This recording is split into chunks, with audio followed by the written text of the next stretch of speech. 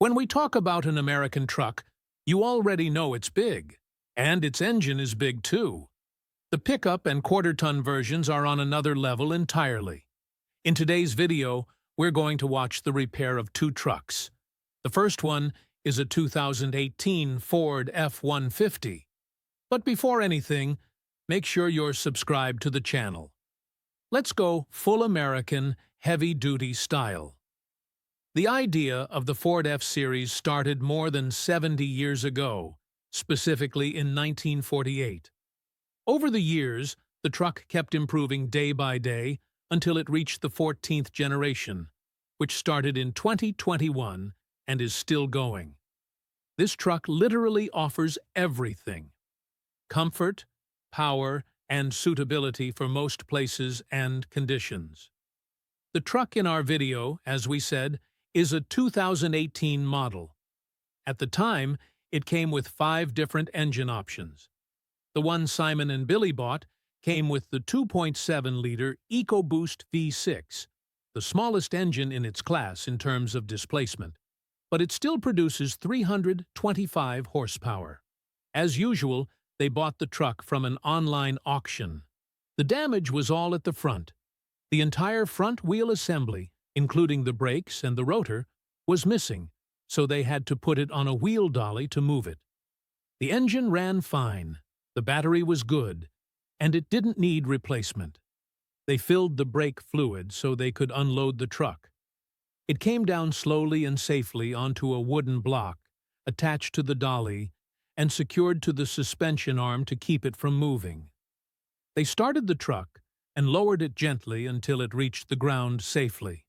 The advantage with deals like this, or any accident-damaged trucks with suspension problems, is that they're usually priced well at auctions. The missing parts were obvious: control arms, tie rods, the CV axle, brake disc and calipers, the entire wheel assembly, and the side fender on the damaged side. Most of these parts were delivered inside the truck bed, which made things easier and cheaper. They found that the shock absorber was in good condition with no oil leaks or visible damage. Most wiring and electrical connectors were unaffected by the crash. They started the engine, no issues, no leaks. The interior was in good shape, and the airbags hadn't deployed. The right side was 100% clean with no impact. They bought a complete suspension assembly, but removed the shock to reuse the original one. This version has a slightly different design, and the strut mounts are positioned lower, away from the chassis structure. He removed the bolts, took out the old control arm, separated the tie rod end using a pry tool, and replaced it with a new one. He tightened everything in place and attached the last piece connecting the arm to the wheel hub. The ABS sensor wire was cut and needed replacement. He installed all the new parts: new control arm, shock absorber, hub, brake disc, and steering linkage. When everything was back together, he mounted the wheel. The truck stood normally again. The next day, he bought a new brake fluid line for the damaged side, installed it, filled the reservoir, opened the bleeder valve, and started pumping the brake pedal to remove all the trapped air from the system. After finishing that, they took the truck into the workshop. The new fender had arrived. He removed it from the box and mounted it loosely. Then installed the new headlight, followed by the front grille. Then he installed the bumper clips and swapped the parts he needed from the old bumper onto the new one and fitted it back in place. Using a string wrapped around the truck to align the wheels, he did a basic alignment so the truck could be driven safely. He connected the diagnostic scanner, saw many fault codes expected after such repairs, cleared them all, and everything disappeared except the ABS/brake system fault. Next, he moved on to the scratches and dents on the driver's side door. While pulling the truck inside, the side mirror got hit and broke, so he ordered a new one. He removed the door panel, disconnected the wiring for the window and mirror controls. Because the door is made of aluminum, it's harder to repair than steel. He heated the damaged spots, tapped them out carefully from the inside using a hammer and dolly. Aluminum is sensitive and needs precision.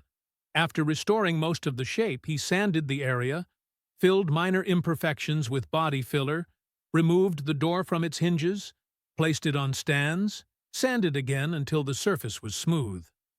He masked the clean areas, sprayed primer, then reinstalled the door so he could take the truck to the paint booth. Once inside, he removed the grille, headlight, door handles, mirror pieces, and any rubber trims. He wet sanded the door and the new fender, masked the hood, and prepped the truck for paint. He applied a coating on the lower door area, cleaned everything again, and began spraying. Because the fender was originally black, spraying it directly with the truck's deep blue color would cause mismatch, so he applied a gray primer first. After that dried, he sprayed 2 layers of the base color, followed by 2 layers of clear coat. The next day, he removed all the masking, started the truck, drove it out, painted the remaining parts, bumper, grille trims, and top section. He also applied rust proofing. Back in the workshop, he reinstalled the headlight, bumper, grille, door trims, rubber seals, and the full interior door panel. He repeated these steps for all 4 doors. At this stage, the side repair was fully completed. However, the bumper and grille color didn't match the truck perfectly, so he repainted them again. He also noticed the truck was leaning backward, meaning it needed rear lift spacers. He bought a full lift kit, removed the wheels, removed the shocks, raised the differential, installed the new spacers, and reinstalled everything. Once lowered, the height difference was clear. Before reinstalling the bumper, he removed fog light housings from the old one and installed them on the new one. He bought a new fog light for the driver's side. After installing everything, the bumper was fully ready. He installed new plastic inner fender liners, mounted the lower grille frame, snapped everything into place, and closed the upper radiator cover. Outside the workshop, he installed new side steps. The truck was now fully finished, looking powerful and clean. They bought it for $11,000, and the total repair cost reached around $12,160. A clean 2018 F-150 like this could reach $20,000 on the used market. So, tell us, was this flip worth the time and effort? That was the first truck. Now, let's move to the second model, which had more serious damage. Now we're looking at the repair of a 2021 F-150 Platinum, powered by a 3.5-liter EcoBoost V6 producing 400 horsepower and a massive 677 Newton-meters of torque. The YouTuber bought this one for $40,000. You might think it's expensive, but it's a new model. The driver's side was completely clean. You'd think it's a normal truck with no issues at all. But the passenger side was a different story. The rear door glass was broken, scratches on the bumper, front wheel destroyed, dents on the pillar, hood, and even the roof. Still, mechanically, the truck was in great condition. They started it up and unloaded it from the trailer. The airbags had deployed, but the interior was mostly fine. He removed the cracked windshield, opened the hood, removed the plastic parts under the air intake, took off the intake system, removed the grille trim, then the full grille, then both headlights. He lifted the truck, removed the damaged wheel, unscrewed the side fender, and removed it. Then he removed all the door panels to protect them during repairs. Inside, the airbag explosion had damaged the interior trim. He removed the roof lights, sun visors, pillars, roof liners, and finally, the curtain airbags. He removed the panoramic roof glass to prevent damage during the body repairs. Next, he removed the seats to check the repair price. The upholstery shop quoted $600, not including the airbags inside the seats. So he needed new seat airbags and new curtain airbags. The next day, he removed the seats fully from the passenger side. Most exterior parts are aluminum, which is harder to repair, so the easiest solution was to replace the damaged sections completely.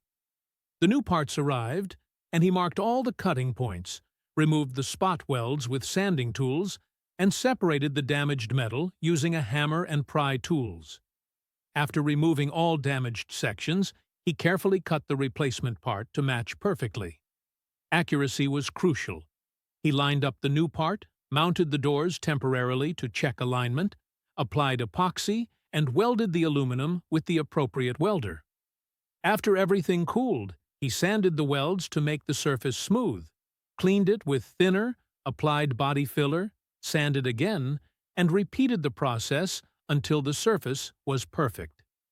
He repaired the dent in the rear bed corner using heat and hammering from the inside.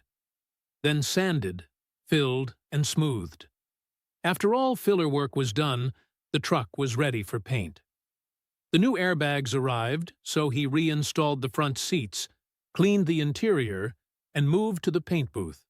He masked everything clean, prepped the damaged areas, and began painting.